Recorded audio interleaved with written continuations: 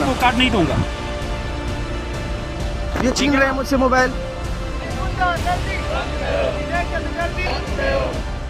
Khairpur Nathan शाम में गुज़िश्ता रोज motorway police की मकामी सहाफ़ी से बदतमीजी और मीडिया कार्ड छीनने का मामला।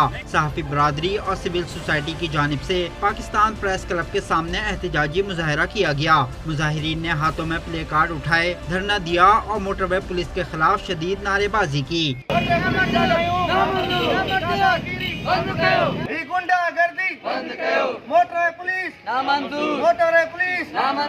इस मौके पर मुजाहिरीन का कहना था कि मोटरवे पुलिस अफसरान का मुसाफिरों से रिश्वत लेना रोज का मामूल बन चुका है। गुज़िश्ता रोज रिश्वत लेते वक्त फुटेज बनाने पर मोटरवे पुलिस अफसर ने पाकिस्तान प्रेस क्लब के नायब सदर सीनियर सहाफ़ी आबिद हुसैन बब्बर से बदतमीजी की और प्रेस कार्ड छीन लिया। तहम सहाफ़ी बरादरी ने IG मोटरवे पुलिस से नोटिस लेने का मुतालबा किया है। बसूरत दीगर मुल्कगीर एहतजाजी तहरीक चलाई जाएगी। उधर मोटरवे पुलिस अफसरान के नारवा सलूक पर सिविल सोसाइटी ने शदीद मजम्मत की है।